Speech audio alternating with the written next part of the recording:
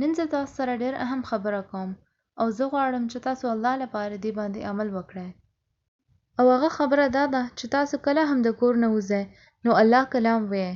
څومره هم تاسو نه کیږي او څومره هم تاسو کوشش کولی شئ چې تاسو سره عبادت کولو ډېر وخت نه وي نو تاسو هر ورځ د قرآن یو پاڼه او د یو لیکي تلاوت هم کولی شئ. ځکه چې موږ ته پکار ده چې موږ الله سره تعلق جوړ کړو.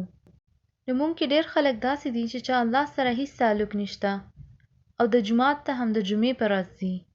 او ځینې خو داسې دي چې کوم جمعې په ورځ هم نه ځي، بس د صرف د اختر مونځ له لاړ شي. نو فکر خبره ده چې زموږ د اسلام سره دومره هی تعلق پاتې شو.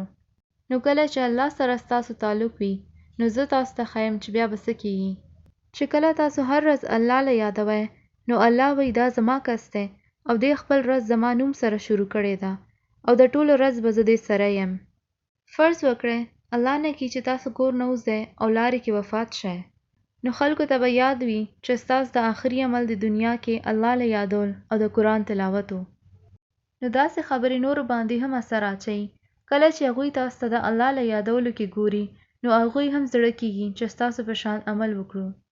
خو حقیقت کې موږ څه کوو چې کله هم کور نه وځو نو جنګ کوو او کنځل کوو، بهر غلط خلکو سره وخت تیرو، ګناه کارونه کوو او د حرام تعلقات جوړو.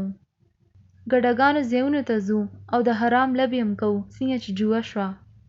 نو ځکه زه وایم چې تاسو خپل ژوند کې د نورو خلکو لپاره یو مثال جوړ شئ چې ځینې وخت عبادت کوئ نو هغوی مخکې وکړئ چې هغوی تاسو نه زده کړي.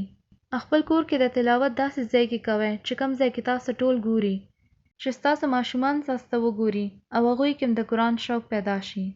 او دا ریا کې بالکل هم نه راځي ځکه چې تاسو خپل ماشومانو ته یو سبق ورکوئ او بیا هغوی به ستاسو مثال نه زده کوي.